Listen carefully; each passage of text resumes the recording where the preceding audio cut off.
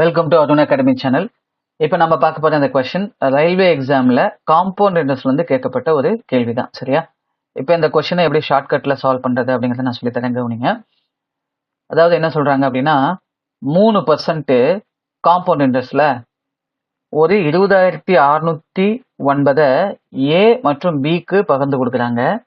இதனால 7 ஆண்டுகள் முடிவில் ஏ பெரும் தொகையும், சரியா? தொகை அப்படின்னா அசல் மற்றும் வட்டி ரெண்டும் சேர்ந்தது தான் நம்ம தொகைன்னு சொல்லுவோம், சரியா? அதே போல 9 ஆண்டுகளுக்கு பிறகு பி பெரும் தொகையும் சமமா, சரியா? சமமாக இருக்குமா அப்படின்னா நம்மகிட்ட ஃபைனலா கேள்வி என்ன அப்படின்னு பார்த்தீங்கன்னா 2 பேர்த்துக்கும் முதலீடு செய்யப்பட்ட பங்கு தொகை எவ்வளவுன்னு கேட்குறாங்க, சரியா? இப்போ பிரின்சிபலை நம்ம கண்டுபிடிக்கணும், சரியா? இப்போ இவங்களோட பிரின்சிபலை நம்ம கண்டுபிடிக்கணும், ஓகேவா? சரி, ரொம்ப ஈஸி. உங்களுக்கு வாய்ப்பாடும் நல்லா தெரிஞ்சிச்சு, அப் டு 20ஆம் வாய்ப்பாடு வரைக்கும் நல்லா தெரிஞ்சிச்சு அப்படின்னா கண்டிப்பாக நான் சொல்கிற ஷார்ட்கட்டை வச்சு எக்ஸாமில் 30 செகண்ட்ஸ்க்குள்ளே உங்களால் ஆன்சர் பண்ண முடியும், சரியா? வாய்ப்பாடு ரொம்ப முக்கியம். ஷார்ட்கட் மட்டும் இல்லை, வாய்ப்பாடு ரொம்ப முக்கியம், சரியா? ரொம்ப சிம்பிள். எப்பயுமே என்ன பண்ணுறீங்க அப்படின்னா இது ரெண்டில் ரொம்ப குறைவான டூரேஷன் யாருக்கு அப்படின்னா ஏக்கு, அதை 100ஆக வச்சுக்கணும். யாருக்கு குறைவான டூரேஷனோ அதை 100ஆக வச்சுக்கணும். இது ஏக்கு.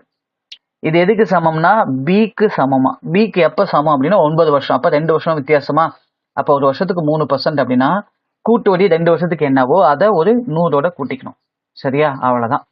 அப்போ ஒரு வருஷத்துக்கு 3%, 2 வருஷத்துக்கு என்ன வரும்? 6% தனி வட்டி. கூட்டு வட்டினா 3க்கு 3% என்ன அப்படின்னா 9. என்ன 9னா டிவைட் பை 100 போட்டிங்கன்னா 0.09 வரும். அப்போ இவருக்கு எத்தனை பர்சன்ட் வரும் அப்படின்னா 6.09%. அவ்வளோதாங்க.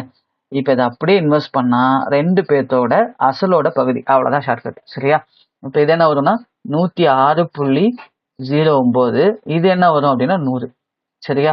இப்போ ரெண்டையும் ஈக்குவல் பண்ணுங்க. ஈக்குவல் பண்ணீங்கன்னா இதையும் 100ஆல் இன்ட்டு பண்ணுங்க. அதாவது டெசிமல் 2 டிஜிட் புள்ளி இருக்கு இல்லையா?